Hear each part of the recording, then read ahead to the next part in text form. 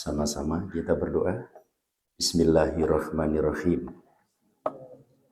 Raditu billahi rabba wa bil islami dina wa bi Muhammadin nabiyyan wa rasula. Rabbana zidna ilman nafi'an warzuqna fahman wasi'an.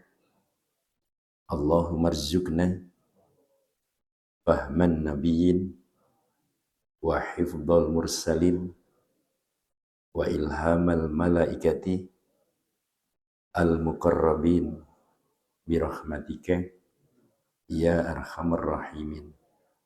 Allahumma sallimna wal muslimin wa afina wal muslimin waghfir lana wal mu'minin.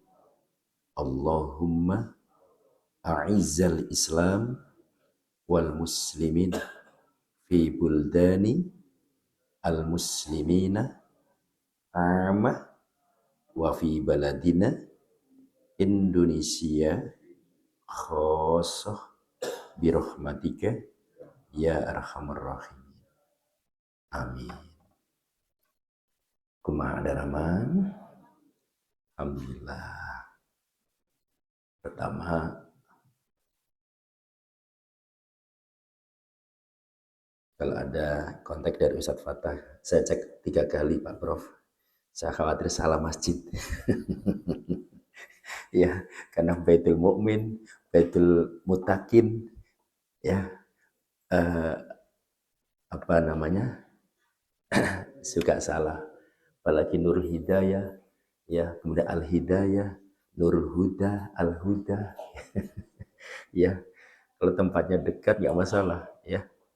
Saya cek lagi.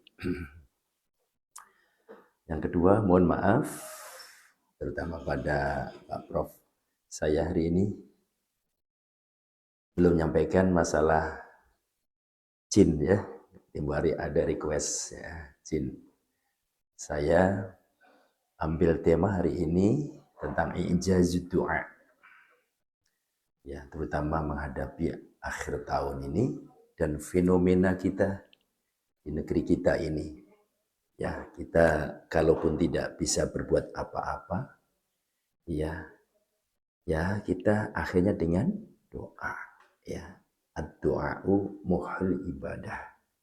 Doa itu adalah inti daripada ibadah. Nah, di sini ada ijazud doa, keajaiban doa. Ya.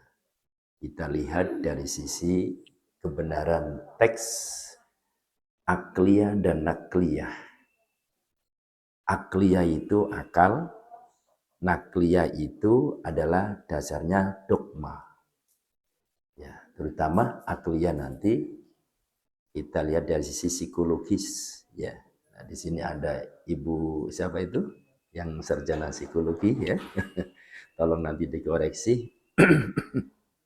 Alhamdulillah.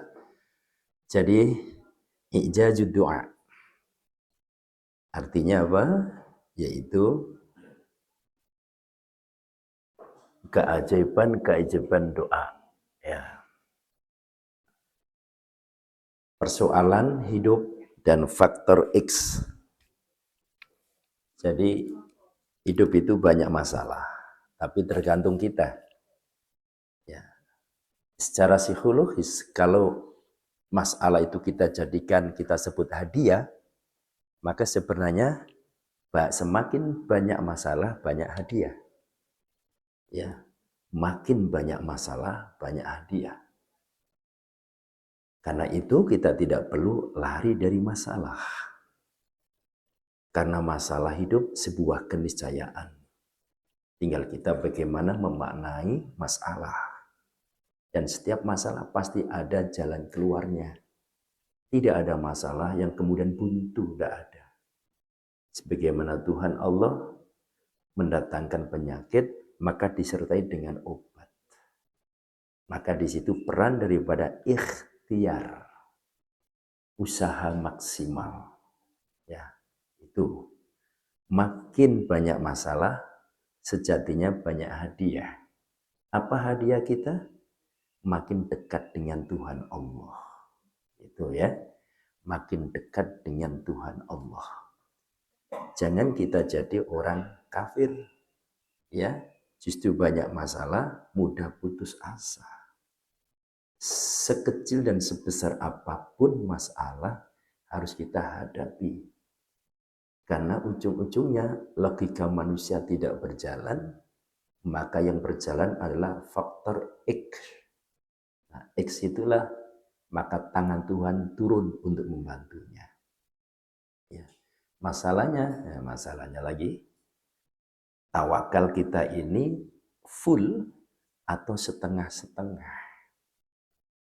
Kalau kita tawakal itu full, pasti dan pasti Allah akan turun tangan. Tapi kalau pasrah kita itu setengah-setengah, jangankan Allah, kita dengan manusia aja, Pak. Pimpinan menyerahkan kepada kepala bagian, tapi setengah-setengah. Kumaha tuh? Kepala bagian pasti ya kerjanya setengah-setengah. Ya, dilepas tapi dipegang buntutnya. Kan ada ya kadang-kadang gitu itu. Diawas-awas. Bapak Ibu mau mudik. Ya. Lalu bilang kepada Pak Satpam, Pak, saya mau mudik. Lebih kurang ya seminggu sampai 2 minggu. Tolong jaga rumah. Oh ya, ini kuncinya. Ya. Ternyata setelah hari H mudik, kita masih di rumah sebelah ngawasi Pak Satpam. Sistem kerjanya beneran apa enggak? Setengah-setengah. Ya, setengah-setengah. Ya, Satpam tahu, wah ini Bapak ini setengah-setengah nyerahkan ke saya. Ya udah, kerjanya juga setengah-setengah. Apalagi Allah Subhanahu wa taala. Ya. Maka tawakal itu adalah puncak dari sebuah keyakinan. Karena apa? Setelah kita iman Islam, lalu yakin Islam dan iman Islam, percaya lalu yakin. Ada kalimat yang indah dalam Al-Quran, alladzina yu'minuna bil ghaib wa yuqimunas sholata wa mimma razaqnahum yunfiqun. Yang kedua, walladzina yu'minuna bima unzila ilaika wa ma unzila min qablik wa bil akhirati hum yuqinun. Bukan sekedar yu'minun, tapi yuqinun. Kalau yu'minun itu percaya. Tapi kalau yuqinun meyakini tentang kepercayaannya. Sehingga esensinya adalah totalitas. Itu. Jadi yuqinun, percaya. Dulu saya pernah berilustrasi bila saya bilang kepada Bapak Ibu di sini, saya seorang sniper, seorang penembak, pasti nggak percaya, ya kan? Nggak percaya. Ya, mereknya kayak apa, potongannya nggak potongan plus, ya. Kok dibilang penembak jitu? Saya mencoba untuk mempercayakan kepada Bapak Ibu, saya berdemonstrasi. Tak, tak, tak, tak. Nah, tapi ya paling-paling kebetulan. Ya, masih belum percaya. Saya percayakan lagi dengan sertifikat saya. Gitu kan? Saya percayakan dengan sertifikat bahwa saya punya sertifikat, saya pernah latihan nembak, ya, dan ini yang tanda tangan kolonel siapa. Nah, kira-kira Bapak Ibu mulai percaya. Terus diminta lagi, coba dong, jangan cuma 10 meter, kalau bisa 25 meter jarak antara objek dengan tempat menembak. Saya siap, jangankan 25 meter, 40 meter saya siap. Nah, ternyata saya tembak, benar, bisa. Mulai percaya Bapak Ibu. Ya, mulai percaya. Tapi masih ragu. Oke, saya bilang, saya akan nembak dalam waktu 2 detik 3 objek. Dek, gitu ya. Bisa. Itu paling kebetulan. Oke. Silakan ditutup mata. Wih, Masya Allah Pak Ibu ya. Saya akan menembak objek dalam posisi di belakang saya. Ditutup mata, diputar lagi. Gitu. Karena saya sudah merasa bisa, mampu. Saya mau. Bismillahirrahmanirrahim. Diputar. Ayo bismillah. Tak. Benar. Mulailah Bapak Ibu percaya. Apakah yakin? Belum yakin. Yakin akan diuji untuk apa? Puncak daripada kepercayaan kita. Oke, Bapak Ibu percaya? Percaya. Lewat sebuah proses panjang. Akhirnya saya minta, Pak Ketua DKM, saya minta 10 orang. Bapak-bapak 5, ibu-ibu 5 orang. Untuk apa? Saya sudah menyiapkan balon. Bapak Ibu 10 di depan sambil pegang balon. Nah, untuk apa? Saya akan tembak. Saya tidak nembak dalam jarak 40 meter, tapi cukup 10 meter saja. Kan lebih tepat. Ya, lebih berpotensi tepat. Makin dekat, makin tepat. Permasalahannya, Bapak Ibu mau nggak kita jadikan percobaan? Itu masalahnya ya. Masalahnya ya mau nggak Bapak Ibu taruh di depan jaraknya 10 meter saja, lalu ditutup mata dengan membawa balon. Itu masalahnya. Disinilah perlunya keyakinan. Bukan sekedar kepercayaan. Maka hidup Allah Subhanahu wa taala hadirkan bagi siapa yang yakin, ya maka faktor X itulah akan berjalan. Ya, faktor X itu akan berjalan. X disitulah tangan Tuhan akan ikut serta. Ya, berkontribusi langsung. Ya. Nah, makanya kalau tertimpa musibah atau urusan-urusan lain, baik yang berhubungan dengan urusan duniawi maupun ukhrawi, pada hakikatnya adalah ciptaan Allah. Sehingga Allah sendiri yang akan mampu bekerja menyelesaikan masalah yang dihadapi oleh kita semua. Maka perlu keyakinan. Ya. Dan keyakinan puncaknya setelah ikhtiar, doa. Doa. Setelah doa, apa? Yaitu tawakal. Setelah tawakal baru kita bicara takdir. Nah, ya. Pagi ini ujian di kampus, tapi tenang-tenang saja. Kok tenang-tenang aja? Rasanya jarang belajar juga ya. Takdir katanya. Takdir. Apalagi modelnya multi choice.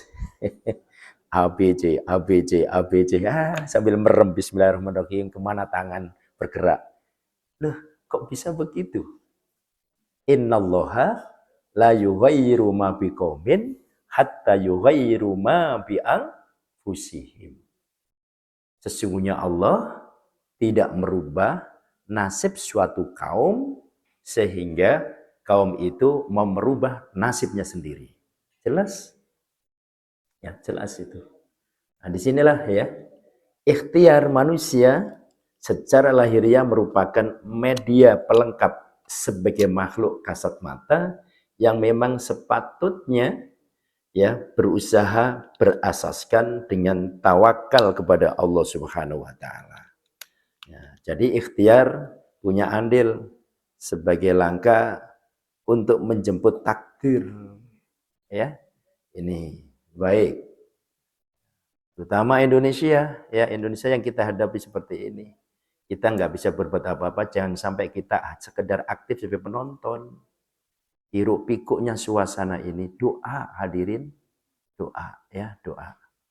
Ya, sesuai dengan keyakinan kita, apa yang kita lihat itu yakin saya ini sebenarnya si A yang benar. Yakin saya si B yang benar. Saya nggak punya, nggak usah. Jangan nggak usah. Perlunya kita keperpihakan Pak Ibu. Tentu keperpihakan dalam kebenaran ya. Ya, riwayatnya bagaimana seekor burung pipit ya, berpihak kepada Ibrahim ketika Ibrahim dicampakkan di api unggun raksasa oleh Al-Quju Namrud. Sibuk sekali burung pipit. Untuk apa? Ingin menghembuskan, ya, memadamkan api tadi itu. Padahal nggak ngaruh sama sekali. Nggak ngaruh sama sekali. Ngambil ke danau, ambil air, dimasukkan dalam paruhnya, disemprotkan. Maksudnya apa? Agar api unggun Ibrahim tadi itu padam. Padahal nggak mungkin. Beda dengan cecak. Cecak justru mengembus-embus biar apinya besar. Padahal apa? Hembusan cecak tadi itu juga nggak ngaruh terhadap api unggun yang begitu membara. Tapi di mata Allah, kemana ia berpihak? Itu masalahnya, ya. Kemana kita berpihak? Kita nggak bisa berbuat apa-apa suasana seperti ini juga, ya. Nggak bisa. Maka harus ada keperpihakan terhadap al-haq bil haq, al-batil batil. Jangan diam. Jangan menggembosi. Ya. Doa kita punya kontribusi. Nah, doa kontribusi. Di sini ya, apalagi ini akhir tahun ini doa. Ya, suasana semoga doa ke tahun depan lebih baik kan gitu. Ya, ini jadi kita punya keperpihakan ya, keperpihakan.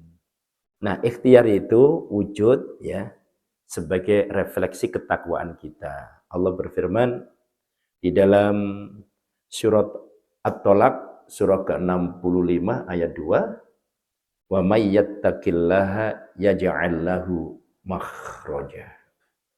Waman, dan barang siapa yattaqi, yang bertakwa, Allah, kepada Allah. Harus diartikan satu-satu gitu, Pak. Ya. Allah itu kadang-kadang dibaca Allahi, Allahu. Artinya udah beda.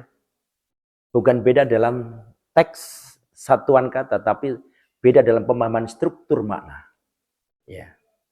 Jadi ini karena Allah sebagai objek, barang siapa yang bertakwa kepada Allah, pasti dibaca Allah. Walaupun gundul. Tulisannya gundul, ya. Ini ada harokatnya ini, ya. Makanya ada istilah dalam pesantren kitab kuning. Kitab kuning itu kitab klasik, ya. Ya tentunya bersumber kepada segala sumber hukum Al-Qur'an dan hadis. Tapi semuanya hampir semua itu gundul tulisannya. Gundul. Nah, kertasnya dicetak zaman dulu dengan kertas yang warna kuning. Maka istilah pesantren kitab kuning.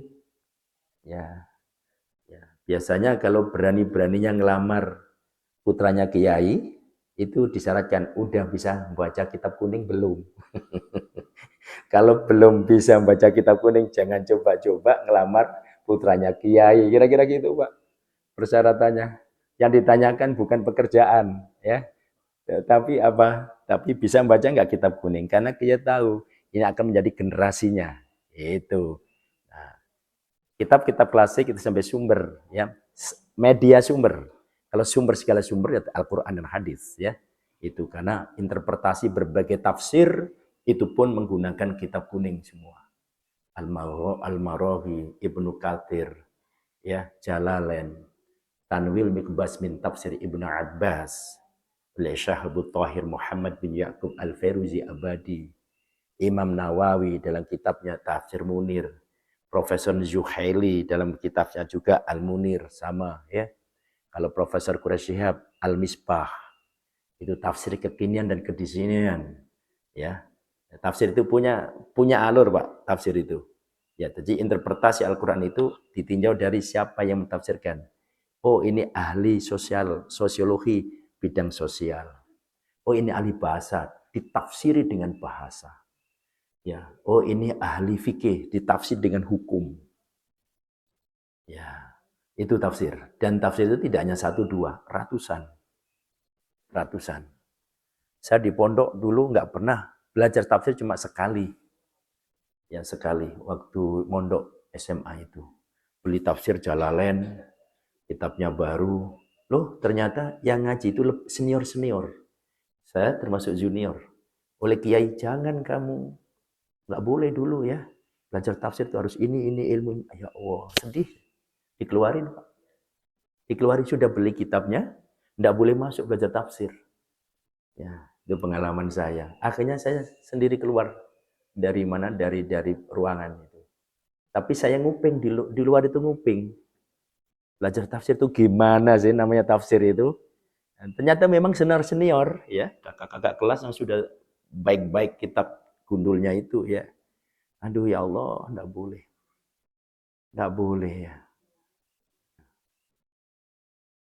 Terus gimana? Ya udah, dengerin.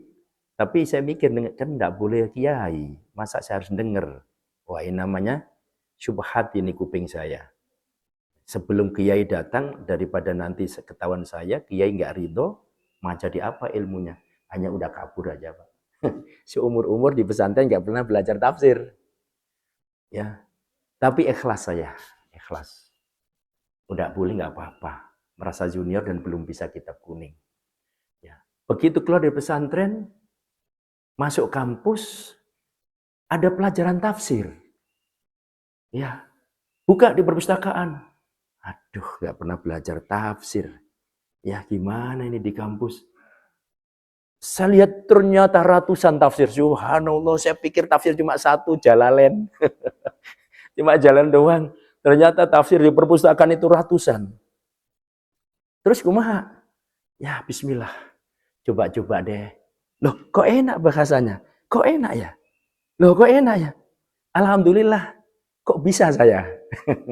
Tanpa belajar cuma tadi itu dilarang kiai. Tapi saya ridho dilarang Pak ya. Tapi di kampus ternyata bisa membaca dan paham. Nah, kadang-kadang itu faktor X. Ya, faktor X itu. Jadi saya di pesantren nggak pernah belajar tafsir. Tapi justru saya belajar ketika di kampus. Melihat perpustakaan kok banyak tafsir. Kalau di Bandung, ya yang saya lihat tafsir ulama yang banyak tafsirnya itu, yang terbanyak di Bandung itu, almarhum Kiai Haji Mukhtar Adam. Jadi kalau saya belajar tafsir langsung ke rumah beliau, diskusi dengan beliau di ruangan beliau, ya ruangan khusus perpustakaan beliau, mau apa buka sendiri. Wah itu waktu masih hidup beliau. Ya sampai-sampai saya mendapat hadiah tafsir Al-Kasyaf oleh putra beliau. Al-Kasyaf itu tafsir Syiah. Tafsir Syiah, tapi nggak apa-apa bagi saya pelajari aja biar tahu, ya kan? Jangan sampai kita kemudian langsung menolak, enggak. Ya saya pelajari, oh Syiah, saya sekilas lah tahu gitulah. Oh Syiah itu begini gini sampai dengan apa namanya cabang-cabangnya. Jadi kita tidak mudah mengatakan Syiah, wah ini Syiah, ntar dulu kita pelajari, oh, akhirnya tahu. Ya seperti kita belajar buku teori maling, jangan lantas kita a priori, pelajari aja. Siapa tahu suatu saat itu manfaat bagi kita. Ada maling hari ini lari kemana kan gitu. Ya jadi bukan kemudian a priori ya, itu ilmu. Jadi hadirin sekalian, memuliakan. Kembali saya ini ayat. Wa may yattaqillaha, dan barang siapa yang bertakwa kepada Allah, ya, yaj'al, pastikan Allah jadikan lahu baginya, bagi siapa? Bagi man. Nah, gitu namanya dalam kitab kuning itu ya. Bagi man, yaitu bagi orang yang bertakwa. Ya, rujukannya ini ke man. Apa yang Allah jadikan? Makhroja, jalan keluar. Jalan keluar, ya, makhrojan. Dan ini tidak boleh baca makhrojin atau makhrojun, pasti makhrojan. Walaupun gundul, ya. Ini lahu bukan lahi. Ya ja'al ini harus apa? Harus sukun. Karena ini adalah apa? Dibaca jazm. Kenapa jazm? Karena ini jawab daripada man. Man itu huruf syarat. Gitu. Jadi makanya kalau kitab-kitab, ya, kitab gundul, itu mesti harus belajar gramatikal dulu. Dan kita juga, misalnya ada ayat yang nggak hafal, tapi ada orang baca Quran salah. Ih, kok begitu? Nggak mungkin begitu. Nah gitu, terasa. Ya, terasa. Misalnya begini. Innama yakhsyallaha min ibadihil ulama'u. Itu perlu itu. Kalau orang baca innama yakhsyallahu min ibadihil ulama'ah, itu wah itu kacau itu, kacau. Padahal sama, innama satu, yakhsya Allah tetap min ibadihi ulama. Tapi masalahnya nih Allah dibaca A apa I, U. Ulama ini dibaca A, I, U. Itu berpengaruh. Kalau Quran aslinya, innama yakshallaha min ibadil ulama, sesungguhnya hanya yang paling takut kepada Allah adalah dari hamba-hamba Allah adalah ulama. Jadi ulama sebagai subjek. Tapi dalam bahasa Quran ditaruh di belakang. Maksudnya kan ini, innamal ulama'u min ibadihi yakshallaha. Kayak gitu. Artinya penderita. Tapi ternyata ini subjeknya ditaruh akhir. Ya, Allah sebagai objek ditaruh di depan. Ya. Jadi kalau baca kita begini. Kepada sang merah putih hormat gerak, atau hormat gerak kepada sang merah putih. Mana yang benar? Itu ya. Ini hukum di MMD. Diterangkan menerangkan atau menerangkan diterangkan. Saya makan nasi atau nasi makan saya. Nah, gitu kan? Ya, ini kalimat dan ini Quran bukan kebetulan. Bukan kebetulan, semuanya itu ada makna filosofisnya. Ya. Kenapa bukan begini? Na'budu iyyaka wa nasta'in iyyaka. Kok bukan begitu? Na'budu kami menyembah iyyaka kepadamu ya Allah. Wa nasta'in dan kami mohon pertolongan iyyaka kepadamu ya Allah. Tapi Allah ajarkan iyyaka na'budu wa iyyaka nasta'in. Hanya kepadamu ya Allah kami beribadah. Dan hanya kepadamu ya Allah kami menyembah. Kan sama. Kami menyembah kepadamu ya Allah, hanya kepadamu.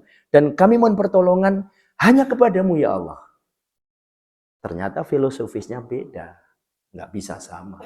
Walaupun teks itu bisa jadi terjemah satuannya adalah sama. Ya. Gimana, setuju kira-kira? Mulai besok dirubah. Na'budu iyyaka wa nasta'inu iyyaka. Ustaz? Ustaz Fatah. Dicewer dari belakang oleh Pak DKM. Ini ilmu naon gitu ya. Pada artinya sama. Sebenarnya tidak sama. Ya. Di dalam studi tafsir disebut kalau iyyaka na'budu itu pasti kepada Allah. Hanya kepadamu ya Allah. Ya. Beda dengan kepada kami menyembah kepadamu, hanya kepadamu ya Allah. Bukan didahulukan iyyakanya, gitu ya. Maknanya apa? Kalau iyyaka kepadamu, hanya kepadamu, artinya tidak kepada selain Allah. Gitu. Kalau na'budu iyyaka bila bisa jadi na'budu kami menyembah iyyaka bisa jadi itu bukan Allah. Itu makna ya yang terbetik, yang terbesit di dalamnya ya, secara implisit itu. Bahkan tasdidnya saja kalau iyyaka na'budu wa iyyaka nasta'in udah bener, tapi tasdidnya hilang. Iyyaka na'budu wa iyyaka nasta'in biasa. Ya, bihadfi tasydid ma'nahu ay na'budu ila asnam wa ilal qamar wa ila syams. Kalau tasdidnya hilang maka memberikan pemahaman bahwa dia bukan menyembah kepada Allah tapi menyembah kepada berhala, menyembah pada matahari dan menyembah kepada bulan. Hanya karena hilang tasdidnya saja. Ya, hanya hilang tasdid saja. Nah, itu dari segi makna ya. Dan demikian pula ini ya. Ini pun juga barang siapa yang bertakwa kepada Allah, nah, tinggal nanti takwa itu apa kan ya diurai lagi ya. Ya, Allah itu kenapa kadang Rob, kadang-kadang Robbi, kadang ilahi kepada Allah. Itu juga diurai lagi dalam anatomi Al-Quran. Ya, ya ja'alahu, maka Allah jadikan kepadanya, kepada man, makhraja, jalan keluar. Dengan kata lain tadi itu, ketakwaannya benar-benar bisa menjaga perkara halal dan bisa menjaga perkara haram. Yang halal dilakukan, yang haram ditinggalkan. Al-halalu bayyinun, wal haramu bayyinun. Halal itu jelas nyata, haram itu jelas nyata. Wa ma bainahuma syubhat. Dan apa yang perkara yang di antara halal dan haram itu syubhat. Syubhat itu hukumnya remeng-remeng. Disebut kita halal enggak, ragu, disebut haram juga enggak, ragu. Bagaimana kita menghadapi misalnya ada uang seperti itu? Ya, misalnya di kantor ya. Dari ini ada uang gini. Uang apa ini? Pokoknya ada ini nih. Ada sinyal di sini. Ini nggak benar. Tapi nggak jelas. Nggak jelas, Pak. Sebagai orang mukmin, kata Nabi, da'ama yaribuk ila ma la yaribuk. Tinggalkan perkara yang meragukan, datanglah kepada perkara yang meyakinkan. Bagaimana kita bisa meyakini? Tanyakan, minta fatwalah pada dirimu sendiri. Begitu. Nabi katakan, ya, apa namanya? Fasta'ti nafsak. Ya. Mintalah fatwa untuk dirimu sendiri. Jadi diri itu kan nggak bisa dibohongi sebenarnya ya. Ini ragu kumaha ya, butuh uang gimana ya? Ini ada dari samping ngasih hadiah ini. Tapi rasanya, nah kalau sudah hatimu, mintalah fatwa. Istafti. Nafsak. Kolbak. Minta fatwalah atasnya dari hatimu sendiri. Jangan kita yang baik-baik Pak, Bapak sekalian, maaf, penjambret, ya, penjegal, itu kan jelas, sepertinya itu gelap terus hatinya. Yakin, saya yakin-yakinnya, suatu saat dia termenung, diam. Dia pasti pernah berkata, aku salah. Itulah suara hati. Ya, penjambret, pencuri, ya, penodong, itu suatu saat akan berdiam. Bahkan mungkin kalau pas mau tidur mikirin ya, ini sebenarnya salah. Tapi kesalahannya ternyata, kesadarannya itu dikalahkan oleh nafsunya. Dengan berbagai alasan, tapi kan saya butuh, ini untuk ini. Padahal ya, baru ditangkap Pak Polisi, baru ngomong salah. Itu sebenarnya hati nurani yang dicipta oleh Allah, yaitu dalam kondisi fitrah. Kullu mauludin yuladu alal fitrah. Setiap anak yang dilahirkan, pasti dalam kondisi fitrah, suci. Nah inilah hadirin sekalian, maka pentingnya doa ya. Doa itu tadi ada faktor X tadi itu lebih apa strukturalnya, mari kita cek apa itu doa. Asas dan urgensi doa. Kita kan sudah sering berdoa, tadi juga berdoa, nanti juga berdoa. Ya, barusan juga berdoa, pulang juga berdoa, terus berdoa. Ya. Masalahnya jangan sampai kita itu berdoa ya di tempat ini, tapi hati kita pergi ke pasar baru. Ya, karena sudah janjian dengan komunitas ya, ibu-ibu ya, nanti ya ke pasar baru. Berdoa sudah mikirin jalan di pasar baru, beli naon. Ya, kumaha ini? Ya, padahal kita sudah sering berdoa. Nah, bagaimana cara ngetes kita? Ya kita tadi itu di saat kita berdoa hati kita di mana gitu kan? Saya ngetes santri ya. Ayo berdoa dulu. Ayo fokus ya, fokus. Jujur ya, jujur. Ayo bismillahirrahmanirrahim. Bismillahirrahmanirrahim. Allahumma fili dunubi wali walidayya warham kama rabbayani shaghira. Ikuti bla bla bla bla bla. Udah, stop. Jujur. Tadi kalian berdoa, pikiranmu kemana? Macam-macam, Pak. Pikiran saya sedang layang-layang. Saya sedang sepak bola. Loh, lagi ini kan. Jadi jujur mereka jawabnya. Sedang saya mikirin di rumah karena ingin pulang, gitu kan. Ada yang saya sedang di sini. Pikiran saya kepada orang tua, mending orang tua karena narasi doanya masih Robbi fili wali walidayya. Ampuni ya Allah dosa noda dua orang tua kami, rahmatilah ayah bunda kami, kasih sayanglah mereka sebagaimana mereka telah anugerahkan mahkota kasih sayangnya kepada kami ketika kecil. Ya Rabbayani shaghira. Itu masih mending. Tapi tadi diajak, loh pikirannya jujur, tapi gak usah dimarahi. Jujur ya, jujur. Akhirnya, saya sedang main layang-layang ya. Saya sedang sepak bola. Saya sedang di dapur. Waduh, macam-macam. Ini namanya iseng, Mbak.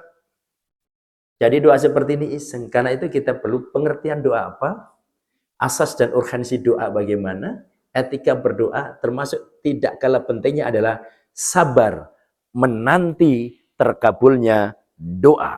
Sabar menanti terkabulnya doa. Jangan sampai sudah merasa berdoa 10 tahun nggak dikabul-kabulkan. Ya, ya. Seolah-olah sabar itu ada batas-batasnya. Ya. Oke, pertama mari kita cek.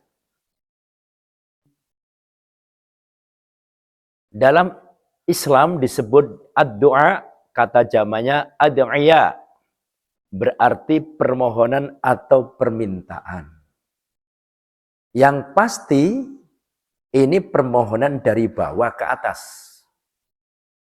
Sebab ada juga permintaan dari atas ke bawah. Di dalam ilmu usul fikih tidak doa kalau permintaan dari atas ke bawah, itu perintah. Ya, pimpinan minta kepada bawahan. Ya, ini kerjain. Itu bukan pimpinan berdoa kepada yang diperintah untuk apa? Untuk mengerjakan. Beda dengan bawahan kepada atasan. Ya. Sampai kalimatnya dirumuskan dengan narasi yang indah. Ya, dengan segala hormat kami mohon kepada Bapak bisa hadir dalam resepsi kami, anak kami, misalnya ya. Wah, itu doa banget itu. Ya. Demikian pula kita kepada Allah, itu doa. Tapi kalau dari atas ke bawah, itu bukan doa tapi perintah. Aqimus shalah, dirikan sholat, perintah. Ya. Wa atuz zakah, tunaikan zakat, itu perintah. Tapi ketika kita berdoa, Rabbana atina, ya Allah datangkan kepada kami fid dunya hasanah, kebaikan di dunia kami. Itu kan perintah. Hamba perintah pada Allah. Ingat, kalau bawah ke atas bukan perintah, tapi doa. Itu ya. Jadi ada amar, ada doa. Nah, dalam istilah umum yaitu permohonan atau permintaan. Sedangkan menurut Kamus Besar Bahasa Indonesia, ya, KBBI, dimaknai permohonan baik berupa harapan, permintaan maupun pujian kepada Tuhan. Jadi semacam himne, ya.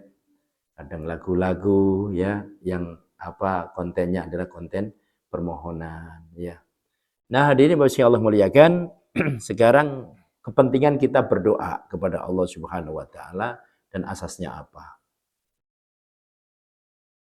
Wa idza salaka ibadi anni fa inni qarib ujibu da'watad da'i idza da'ani falyastajibu li wal yu'minu bi la'allahum yarshudun.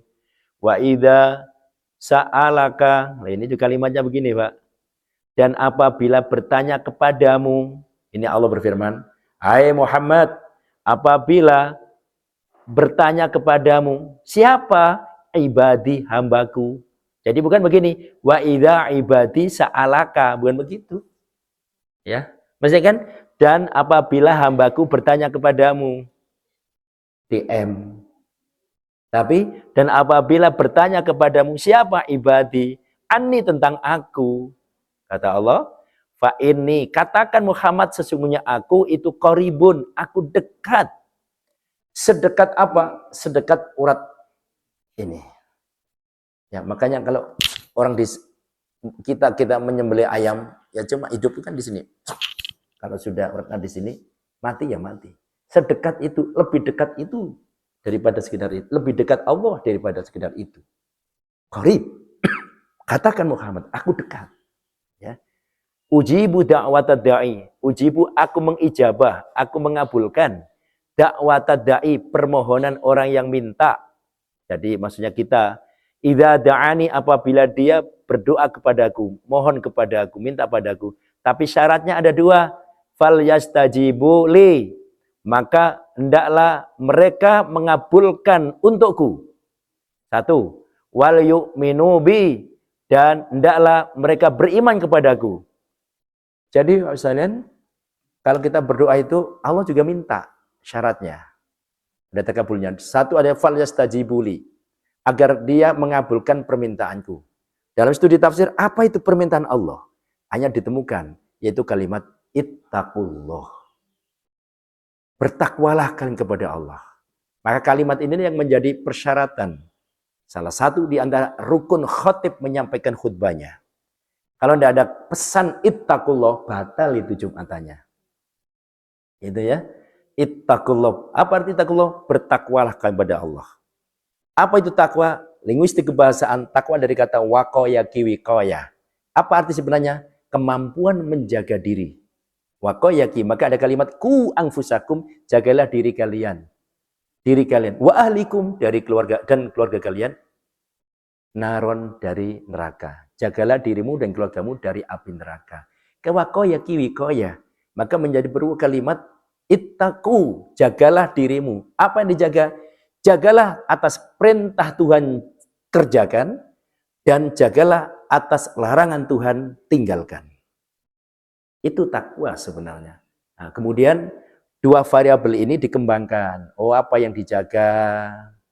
Timbul sholat, zakat, saum, haji, birrul walidain, silaturahim, itu kan?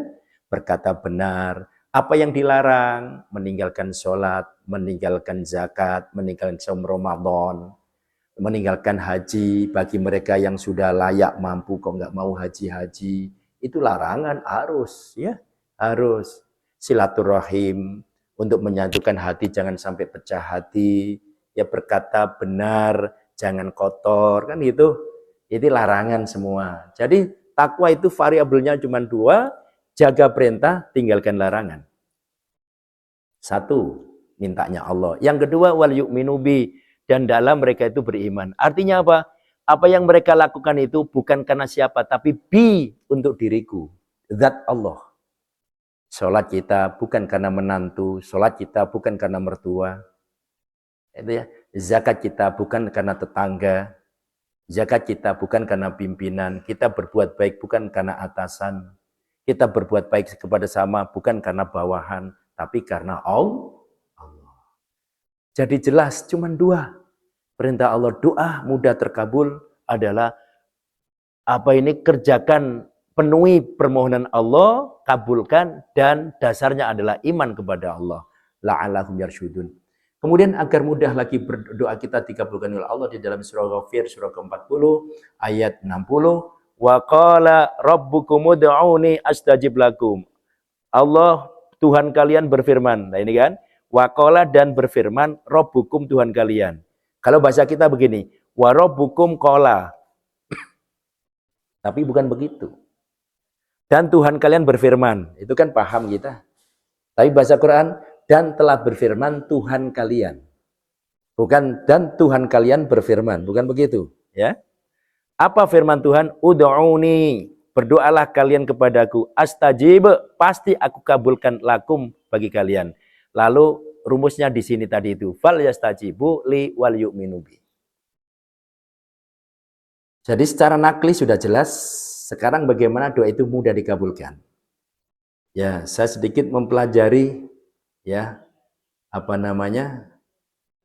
Nanti tolong Ibu siapa koreksi ya. Saya baca-baca buku psikologi. Begini, otak memiliki sambungan-sambungan. Ya, nanti ini biar keterkaitan dengan doa Bapak Ibu mudah dikabul Allah. Ya. Terkadang akal sehat kita terblokir dengan batang otak yang tegang. Batang otak. Otak kita itu belakang, tengah, depan. Ya. Namanya batang otak dekat sumsum belakang. Dan nanti ada kanan dan kiri. Kalau tegang itu terblokir, Pak. Orang tegang itu akhirnya panik.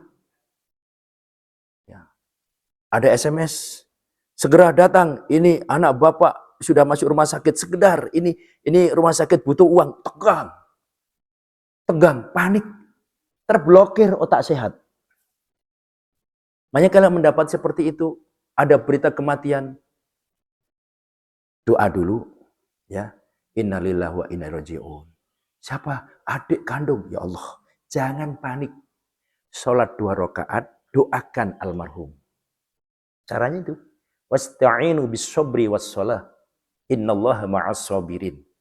Ya, kalau ada hal-hal yang panik, ambil wudu, sholat 2 rakaat, tenangkan hati, ya, lalu sabar.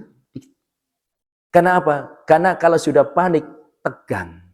Otak kita kalau sudah tegang, maka akal sehat terblokir. Ya, oke. Dan kalau batang otak tegang, manusia bisa flight dan fight.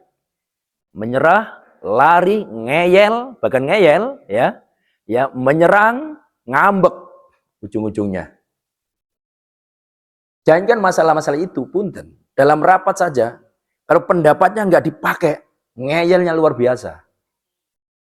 Ya, tegang akhirnya. Akhirnya nggak waras pola pikir. Padahal di dalam Islam itu indah sebenarnya.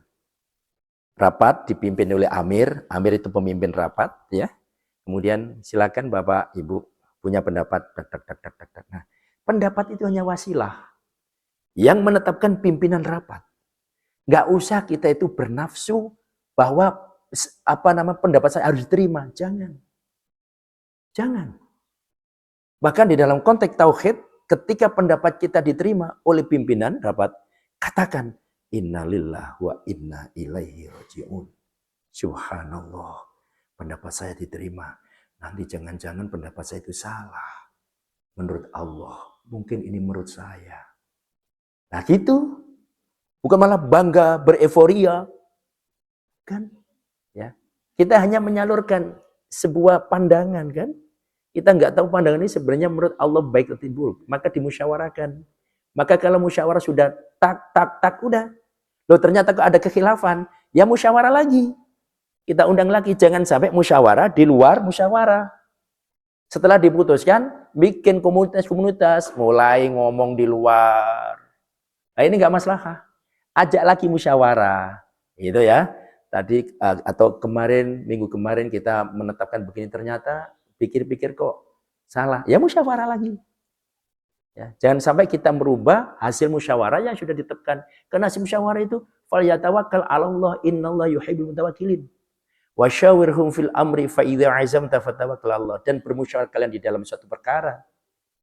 Fa idza 'azamta fatawakkal 'alallah, setelah kalian itu menetapkan maka tawakallah kepada Allah. Fa innallaha yuhibbul mutawakkilin, sesungguhnya Allah itu cinta kepada orang yang bertawakal. Itu. Makanya kalau rapat-rapat, kalau sudah ada keputusan, udah hormati dulu. Nanti kalau sekiranya ada koreksi, ya musyawarah lagi. Jangan merubah hasil rapat di luar musyawarah. Ya, nah, gitu. Islam seperti itu. Karena itu apa? Usul tadi itu hanya media untuk menyampaikan satu pandangan.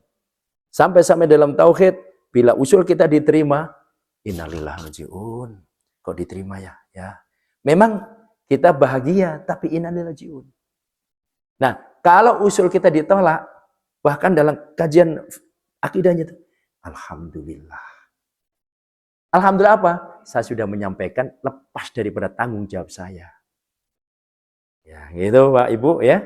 Bukan ditolak langsung gebrak meja, payang. Ya. Ini gimana ini ya? Jadi seolah-olah pendapat kita yang benar. Pendapat yang benar itu hasil musyawarah. Pendapatnya banyak orang. Gitu. Kita hanya punya pandangan ini. Nah, jadi kalau sudah tegang, memaksakan diri, fight dan fight akhirnya. Otak kita terblokir, ya, bahkan ngeblok, kaku, membatu, ya, itu memang sistem mekanisme pertahanan diri manusia yang diberikan oleh Allah. Memang itu naluri manusiawi, gitu maksudnya. Kenapa? Allah sudah berfirman di dalam surah Al-Ma'arij surah ke-19, ya, 19, 20 dan 21, innal insana khuliqa halu'a. Sesungguhnya manusia dicipta itu keluh kesah. Tapi jangan selalu menjustis, mengkambing hitamkan aja ini. Kan Tuhan sudah berfirman itu. Masa saya keluh nggak boleh? Bukan begitu. Justru tantangan. Ya, tantangan. Ya. Innama amwalakum wa auladakum, sesungguhnya harta kalian dan anak kalian itu fitnah. Masalahnya apakah kalau Allah sudah mengatakan anak dan harta itu fitnah, lalu kita nggak perlu anak? Apa kita nggak perlu harta? Tanda kutip ya. Apa kemudian kita hidup bahagia dengan kemiskinan? Karena Tuhan berfirman bahwa harta-harta kita itu adalah fitnah? Bukan begitu pemahamannya. Ya. Sampai-sampai masuk kepada narasi filosofis. Iblis itu disebut innahu aduwwum mubin. Iblis itu adalah musuh bebuyutan kalian. Tapi bagaimana cara kita untuk mensiasati kita itu tidak selalu kalah dengan iblis, sebab kita tetap kalah Pak Ibu sekalian. Ya. Makanya jangan kita menentang atau ingin melawan iblis. Yang diperintah oleh Allah lewat nabinya itu bukan melawan, tapi minta perlindungan kepada Allah dari godaan iblis. Bagaimana bisa kita melawan? Iblis tidak bisa kita lihat, dan dia melihat kita, sedang kita jelas nggak akan bisa lihat. Itu minta perlindungan. Kata bacaan, a'udzubillahi minasyaitonir rajim. Nah, karena itulah kalau innahu adu mubin, bahwa iblis itu adalah apa, musuh bebuyutan, maka kita jadikan partner. Partner kita apa? Berlomba. Iblis berlomba dalam kemaksiatan, kita berlomba dalam ketaatan. Gitu maksudnya. Itu ya. Oh, iblis kita jadikan teman. Iya, teksnya seperti itu, bahwa musuh. Musuh bebuyutan. Tapi bagaimana kita merasa itu iblis? Kita tahu musuh, tapi jangan sebut musuh. Kalau sudah musuh, antipati terus. Tapi kita perlombaan. Iblis berbuat, ingin mengarahkan kita pada perbuatan maksiat. Kita juga tetap konsisten terhadap perbuatan taat kepada Allah. Nilai-nilai filosofisnya seperti itu. Nah, innal insana khuliqa halu'a, manusia dicipta dari keluh kesah. Idza massahu syarr jazua, apabila menimpa keburukan dia putus asa. Putus asa. Ya, kemudian wa idza massal khair manu'a, apabila menimpa padanya kebaikan, dia itu pelit. Dulu nggak punya uang, ya, nggak punya uang, ya alasannya nggak sedekah, nggak zakat. Tapi begitu punya uang banyak, ini kan kerja keras saya. Pelitnya luar biasa. Ingat Bapak sekalian, orang pelit itu pasti dibenci orang banyak. Termasuk orang yang sama-sama pelit juga saling membencinya. Ya, si A ini pelit, si C juga pelit. Ya, pasti si A itu dibenci oleh D, X, Z sampai Z. Nah, termasuk yang apa? Yang membenci juga C. Dia itu yang pelit, itu yang membenci yang pelit. Di sinilah ya, kadang justifikasi mereka menganggap bahwa aku bisa lari dari masalah, aku bisa ngeyel dan aku ngambek karena ada ayat. Bukan begitu. Karena secara psikologis bahwa batang otak letaknya di belakang dekat sumsum tulang, sementara akal sehat letaknya di depan. Jadi cukup jauh posisi antara keduanya, antara akal sehat di depan dan di belakang. Nah, padahal setiap penyerapan pertama orang itu mikir pasti lewat otak belakang. Jadi lewat belakang nanti masuk. Lebih parah lagi di sini. Ya, sebenarnya siapa sih kita? Oke, mulai. Dengan berdoa, maka batang otak tidak tegang, rileks. Orang kalau sering berdoa itu insya Allah rileks, Pak. Nyantai, itu ya. Itu doa itu nyantai, ya. Kita punya Tuhan yang lebih ya dari apa yang ada. Sehingga akal sehat dapat kembali berjalan normal, kembali kepada fitrah. Ya, fitrah manusia itu baik sebenarnya kok, ya. Ya tadi, ya, kullu mauludin yuladu al fitrah, tergantung suasana lingkungan, tergantung orang tuanya. Dalam masalah akidah, apakah jadi Majusi, apa jadi Nasrani, apa jadi Yahudi, tergantung dua orang tuanya dan miliunya. Apakah tetap dalam Muslim? Tapi yang pasti, semua hakikatnya begitu lahir, mereka itu fitrah, bersih, pure. Ya, fitrah. Apakah anak Yahudi, apa anak Nasrani, apa anak Majusi, apa Buddha, Hindu, semuanya fitrah. Ya, pasti kalau lahir lalu meninggal surga tempatnya karena fitrah, walaupun anak-anak mereka. Ya. Oke. Apabila sudah rileks, dapat terakses semua memori pengetahuan dan pengalaman yang ada di akal sehat, membuat suatu analisa dan sintesa yang normal. Sekarang gunjang-ganjing dikit, ya kelompok ini, kelompok ini, kelompok ini, kelompok ini, ya di negeri kita dikit dalam satu masalah, ya, ya akhirnya kadang-kadang ya analisanya nggak normal, kata Rocky Gerung nggak akal waras, ya, oke, ya, ya kita bisa menilai sendiri, tapi tolong doakan. Perlu keberpihakan kita ya, sebagaimana burung pipit berpihak kepada Nabi Ibrahim, sementara cicak tadi itu berpihak kepada Namrud. Ya, padahal kita itu harus berpihak mana? Hakul hak, al batil batil. Yang pasti Bapak Ibu tahu mana yang benar, mana yang batil tahu. Tapi kemampuan untuk mengikuti yang benar dan kemampuan untuk meninggalkan yang batil, ini yang berat. Maka selingan berdoa, Rabbana, ya, apa itu? Rabbana Subhanallah. Awalnya ada yang ingat? Awal ya. Rabbana innaka man tudkhilin nar faqad akhzaytahu wa anna walillahi mulkus samawati wal ard wallahu ala kulli syai'in qadir. Inna fi khalqis samawati wal ardi wa ikhtilafil laili wan nahari la ayatin liul albab alladzina yadhkuruna qiyama wa qu'udan wa ala junubihim wa yatafakkuruna fi khalqis samawati rabbana ma khalaqta hadza batila subhanaka faqina adzabannar. Ya. Kemudian itu kan Allah menciptakan perkara yang yang batil itu enggak akan dicipta oleh Allah, gitu ya. Kemudian Rabbana arinal haqqo hadisnya wa arinal batila batila warzuqna tinaba. Allahumma arinal haqqo warzuqna tiba'a wa arinal batila batila warzuqna tinaba. Itu doa kita. Ya Allah, tunjukkan aku yang benar itu benar dan berikan kemampuanku untuk mengikuti jalanmu, yaitu jalan yang benar. Ya Allah, tunjukkan aku yang batil itu batil. Berikan kemampuan aku untuk bisa menghindar dan menjauhi kebatilan. Al-batil-batil. Ini uang halal, ini uang haram. Kita sudah tahu ini halal haram. Tapi kemampuan untuk mencari yang halal dengan segala upaya susah, tapi tunjukkan ya Allah, ini memang halal. Ya, berikan kemampuan kami untuk mengikuti jalan kebenaran. Kenapa kok susah? Karena ada ancaman-ancaman. Ada intimidasi. Akhirnya apa yang diucapkan karena merasa diawasi, ya waskatnya bukan waskat malaikat, tapi waskat karena ya, aturan. Akhirnya apa?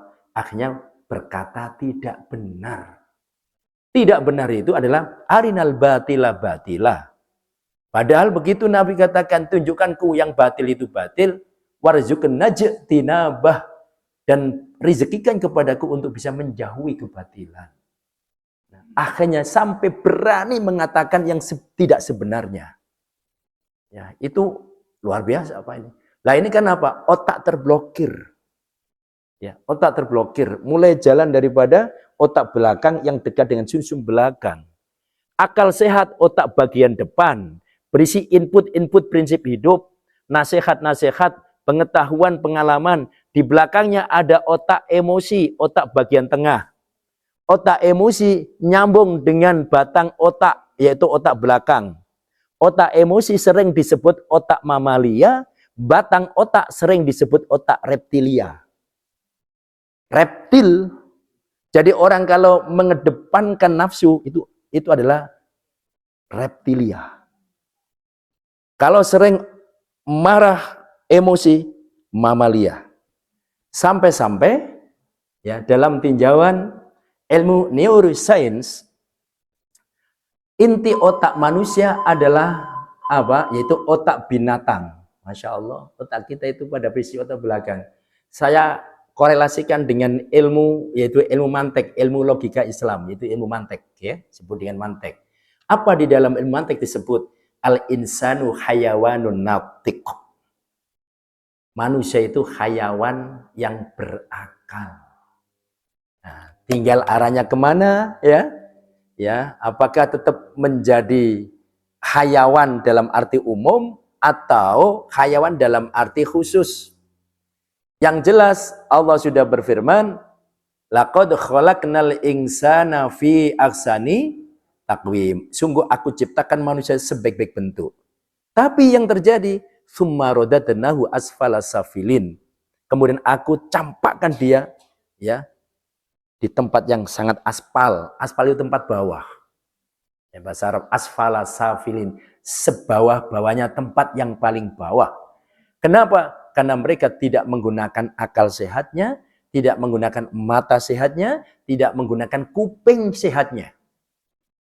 Kok bisa begini? Terblokir otaknya.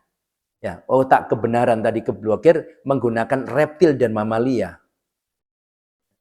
Boleh kita sebagai orang yang apa, yang membela siapa yang kita bela, tapi sedikitlah berpikir tentang apa norma dan nurani.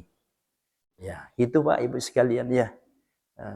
Memang praduga tak bersalah, ya, praduga tak bersalah, ya. Tetapi ingat, ya, ingat hati nurani akan bicara atas segala-galanya. Nah, doa adalah kekuatan yang sangat besar yang bisa membantu sistem syaraf, sistem otak, dan sistem kolbu. Semua memori tersimpan di dua tempat ini, yakni di otak dan di kolbu. Apalagi memori yang mengikat sangat ekstrim, sangat pedih, sangat marah, sangat jengkel, termasuk juga sangat gembira dan sangat bersyukur. Ekstrim. Ya, ekstrim sekali itu. Nah, itu ya. Jadi kalau begitu, singkatnya apa? Mari kita lihat doa dari sisiologisnya. Doa itu harus sambil membayangkan dan merasakan. Karena dengan membayangkan akan mengaktifkan otak kanan kita. Fokus. Otak kanan yang menggerakkan anggota tubuh. Bagian kiri, di bagian tubuh sebelah kiri ada jantung. Dan gelombang paling dahsyat di tubuh manusia berada di jantung.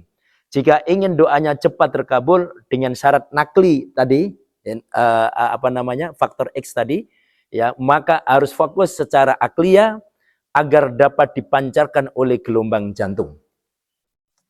Maka kalau kita Allahumma balighna Makkah Madinah, isinya adalah ya Allah datangkan kami bisa di tanah suci dan Mekah. Intinya gitu. Nah, kalau mulut kita sudah berkata seperti itu, hati kita terbang, Pak, ke Mekah, ke jantung kota, bahkan titik dunia, yaitu Ka'bah. Kita bisa melihat Ka'bah, bagaimana pusaran manusia berputar terus begitu. Kita bisa melihat yang namanya Ka'bah. Kita bisa melihat Kiswah. Kita bisa melihat sebelah ini tenggara, yaitu apa? Hajar Aswad. Lalu kita sedikit menengah dikit, di situ ada makam Ibrahim, kelihatan, Pak. Lalu kemudian kita agak ke kanan lagi dikit, ada Hijr Ismail, mutar lagi. Bagaimana kita melihat ini bangunan-bangunan Ka'bah, kemudian di sebelah agak ke sana lagi, dan itu ada tower, Masya Allah, kelihatan. Kenapa? Karena hadir pikiran kita. Oke, nggak jauh-jauh masalah ke Mekah. Ketika kita berdoa, Allah mafili dunubi wali walidayya. Apa yang terbetik dalam benak kita? Seolah kita menghadapi dua orang tua kita. Kita mohon ampun, mintakan kepada Allah. Kita hadirkan wajah kita berhadapan dengan orang tua kita. Baik orang tua masih hidup maupun orang meninggal. Jadi seolah-olah kalau kita berdoa dengan orang tua kita terasa masih hidup selalu walaupun sudah meninggal puluhan tahun yang lalu. Fokus. Menggerakkan otak kanan, ya. Kita semua kepingin punya keturunan anak ya yang soleh, cucu yang soleh. Allahumma ja'alna auladana waladan sholihan jamilan aliman amilan faqihan zakiyan muniran rasyidan kamilan aliman. Ya Allah, jadikan anak kami yang soleh-solehah, hafidhu alim alima da'i da'iyah. Ya, lalu kita seolah-olah merangkul anak cucu kita. Lagi itu namanya ya, menggerakkan otak kanan. Membayangkan, merasakan. Ya, dengan apa? Mengaktifkan otak kanan kita. Berdoa. Jangan sampai kita amin. Pikiran kita kemana-mana. Itu iseng. Ya, iseng kata Tuhan ya. Namanya iseng.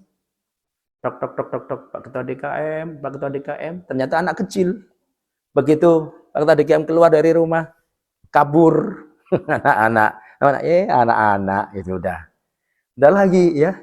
Nah, karena Pak Prof punya cucu, kemudian ini temannya, Pak DKM ya, takut keluar, kabur lagi. Anak-anak main. Ternyata ada tamu beneran. Tok, kata Pak DKM, paling-paling anak iseng. Korbannya adalah tamu yang beneran tadi itu. Ya. Artinya apa? Kita berdoa kepada Allah, dianggap iseng Gusti Allah. Naudzubillah min dzalik. Apa isengnya? Ya ketika butuh aja. Ketika diberikan udah lupa. Wa idza massahul khair wa idza massahu syarr. Yang tadi jazu'ah. Yang kedua manu'ah. Ya. Ya, jadi putus asa kemudian pelit. Itu tadi.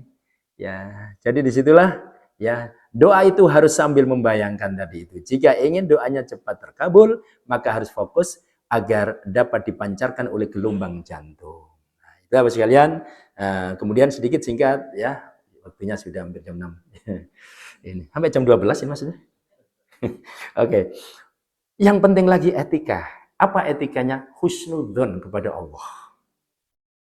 Doa itu pasti diterima selama makanan yang kita konsumsi halal. Pakaian yang kita pakai halal. Tempat yang kita pijak halal. Udah, tinggal tunggu waktu saja. Ada yang kontan, ada yang perlu ditangguhkan, bahkan ada yang diberikan di akhirat nanti, atau ada yang barter. Ya, setelah kita husnudon, dibarter oleh Allah. Ini hadisnya. Ma min muslimin yad'u bi da'watin laisa fiha ismun wala qati'ah rahimin. Qati'atu rahimin. Tidak seorang pun muslim yang berdoa dengan suatu doa kepada Allah tiada baginya tidak diikuti dengan dosa dan dia tidak memutus hubungan silaturahim. Kita semua berdoa. Ketika doa kita itu doa dosa dan tidak memutus silaturahim. Apa kata Nabi? Ya, firman itu sabda Nabi, illa atahullahu biya ikhdasalas, kecuali Allah akan memberikan 3 perkara. Salah satu di antara 3. Salah satu di antara 3. Apa? Imma ayyu'ajjilallahu da'watahu. Allah akan mensegerakan doanya dikabulkan. Ada yang segera.